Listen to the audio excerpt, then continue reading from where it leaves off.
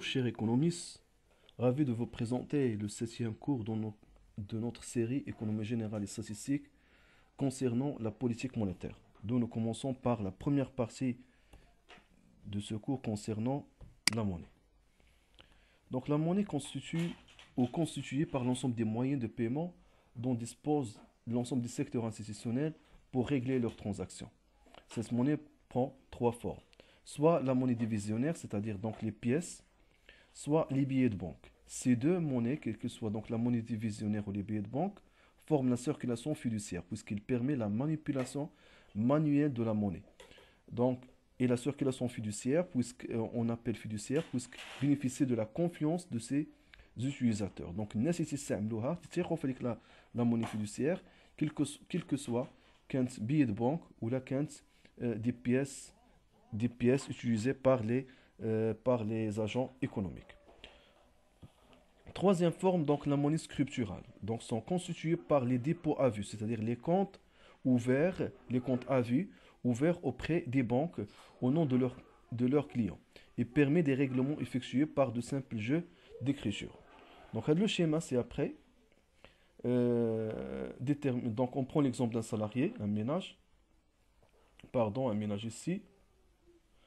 Donc un ménage, pardon pour la rectification, l'entreprise.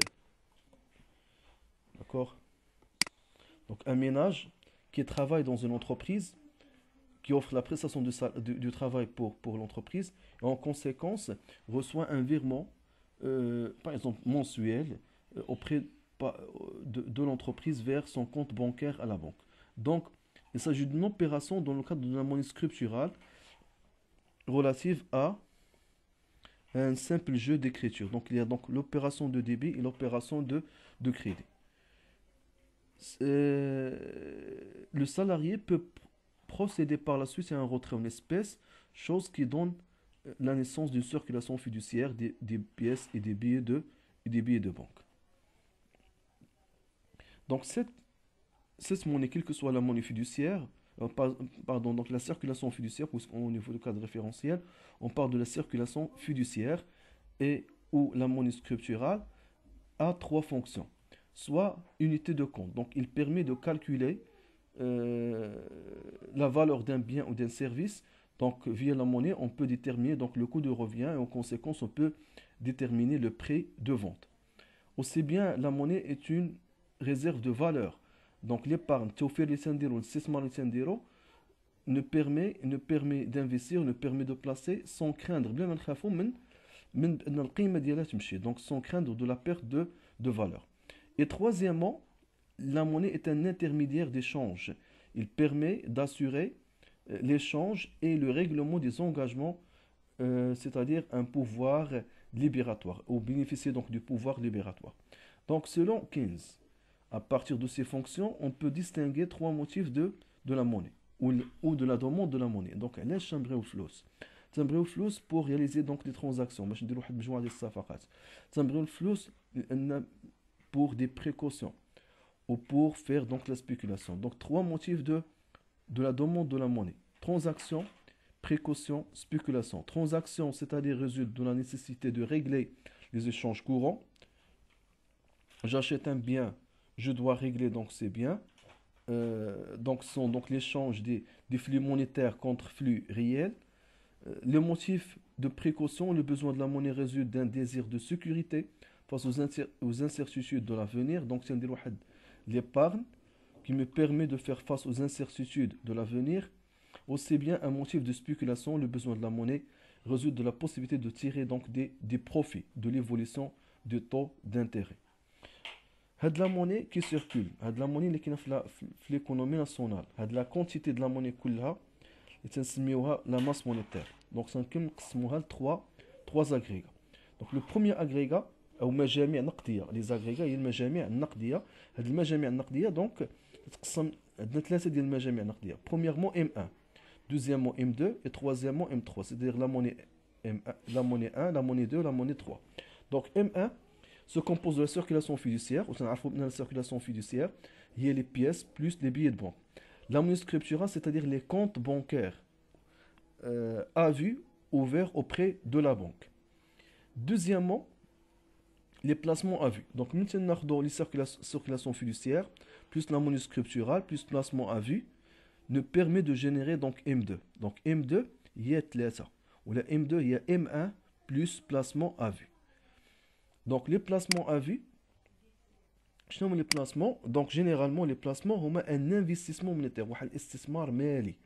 Donc, هذاك الاستثمار المالي شنو هو الغرض منه؟ هو أن réaliser des profits selon un taux créditeur. لأن عندنا دو taux créditeur و taux débiteur.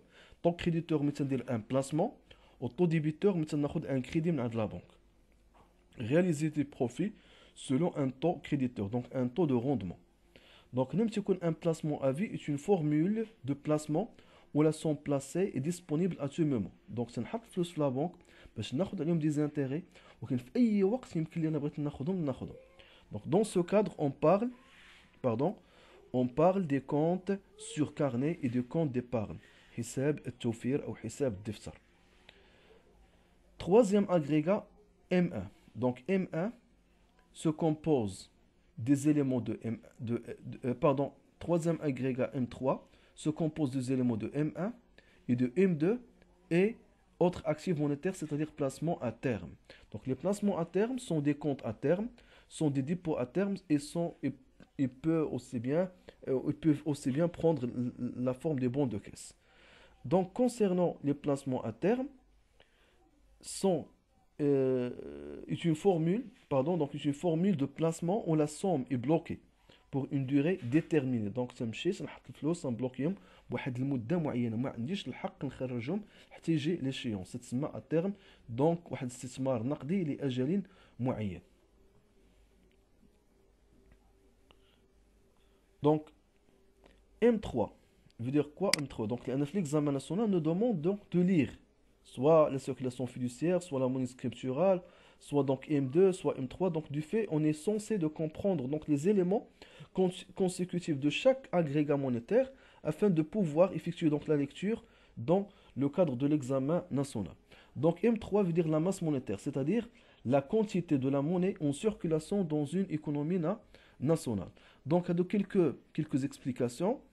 La monnaie scripturale, donc au moins les dépôts à vue qui au moins les comptes à vue ne génère pas un rendement. Donc, on a un compte في la banque.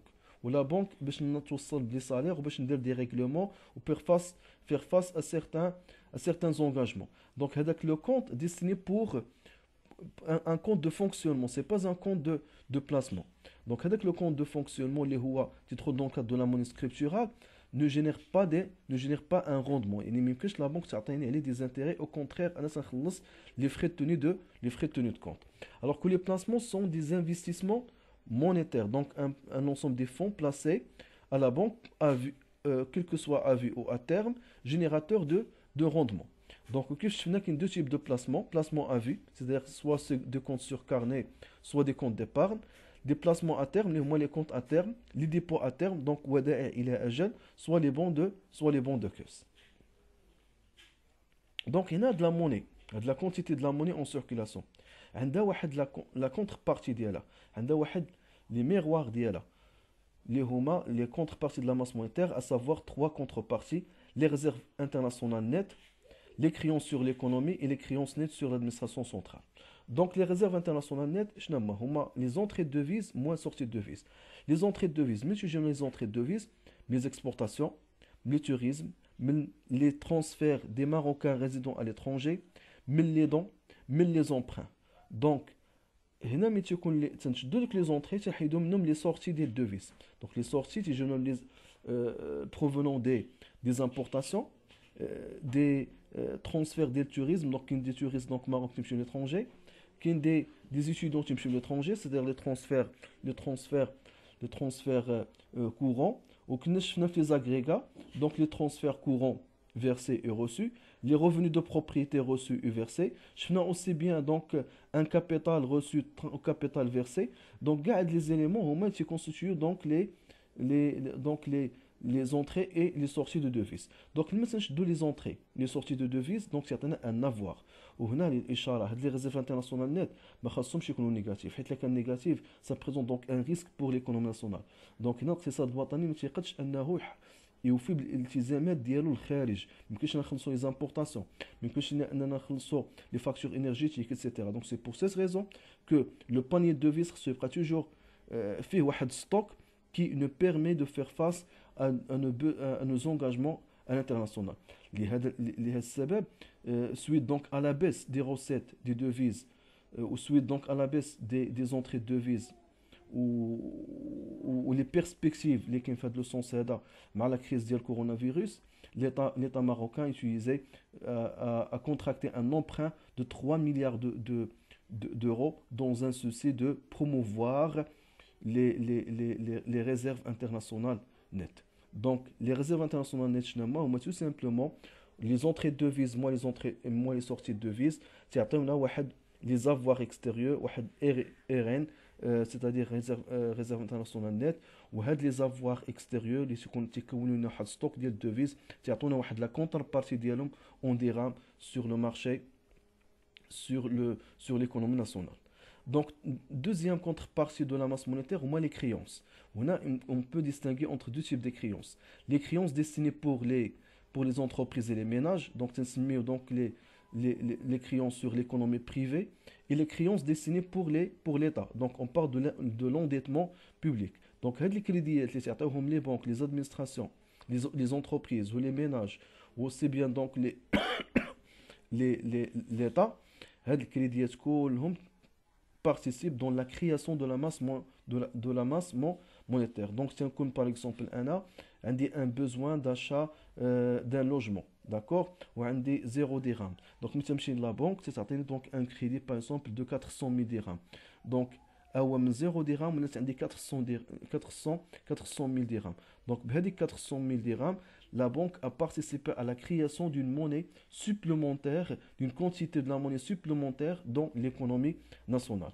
Donc la monnaie تجينا من ثلاثه ديال الحوايج، تجيونا من les réserves internationales nettes، تجيونا من les créances sur l'économie privée, c'est-à-dire les crédits octroyés pour les entreprises et les ménages, et les créances nettes sur l'administration centrale, c'est-à-dire les crédits octroyés par les banques pour l'État.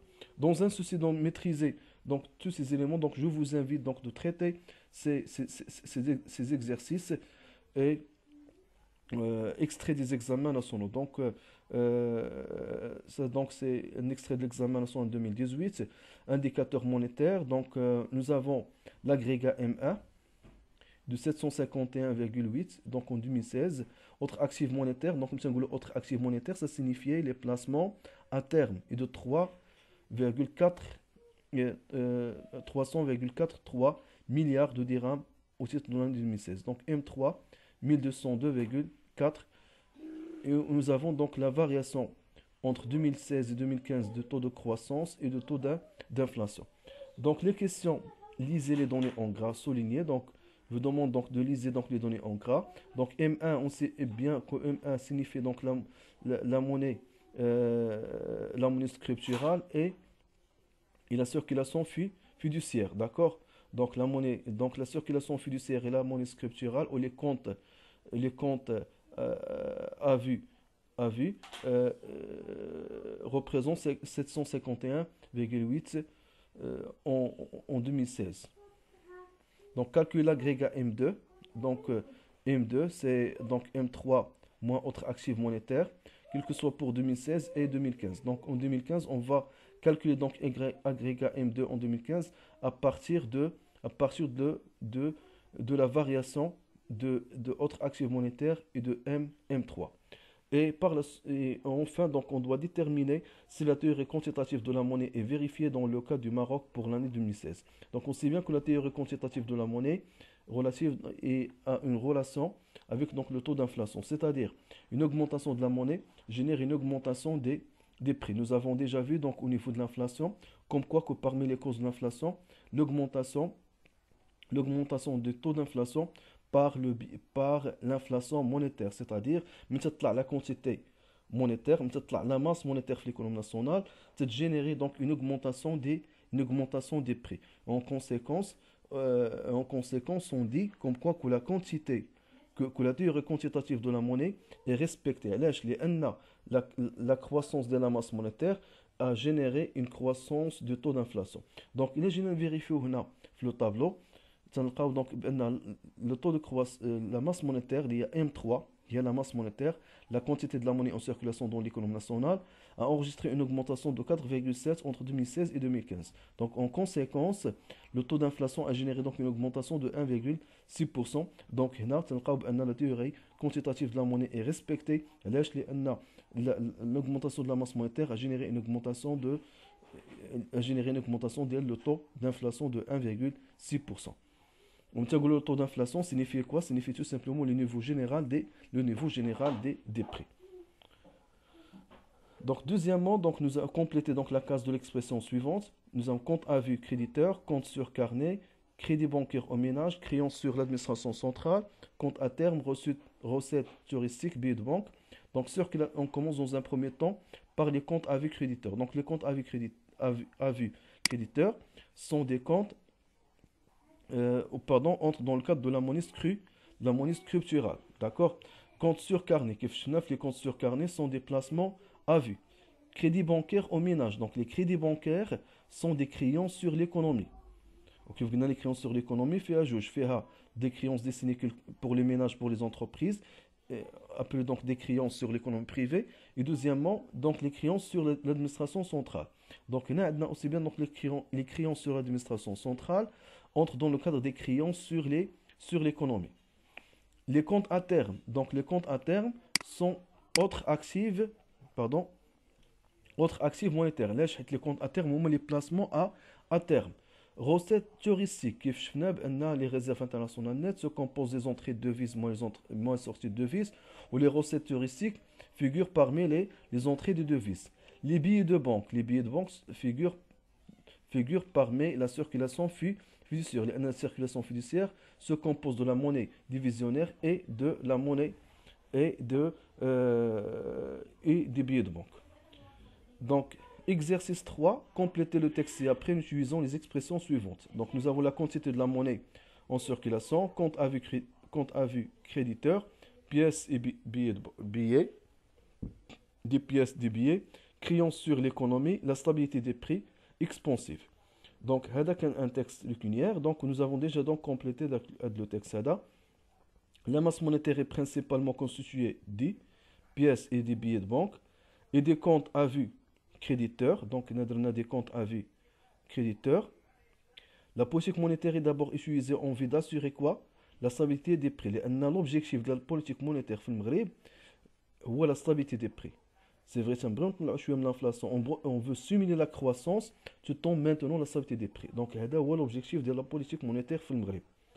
نحافظوا على النمو الاقتصادي mais en même temps donc assurer donc الاستقرار النقدي والاستقرار ديال الاثمنه باش toujours donc maintenir le pouvoir d'achat. La lutte contre l'inflation se fait en contrôlant donc باش نوقفوا شويه من l'inflation en contrôlant la quantité de la monnaie en circulation par la maîtrise de quoi? Principalement de l'évolution des créances. علاش؟ لأن لما تنقلوا من la quantité de la monnaie en circulation باش نقلوا منها إلا قللنا من les créances sur l'économie لأن هي c'est la contrepartie. قد ما طلعنا من les créances قد ما طلعوا لنا les réserves internationales nettes قد ما تطلع معها la quantité de la monnaie en circulation, c'est-à-dire la masse monétaire. De même, une politique monétaire expansive vise à relancer la croissance économique par l'injection de la liquidité dans l'économie nationale. Donc, il y a d'autres exercices. Je veux remercier pour votre amiable intention.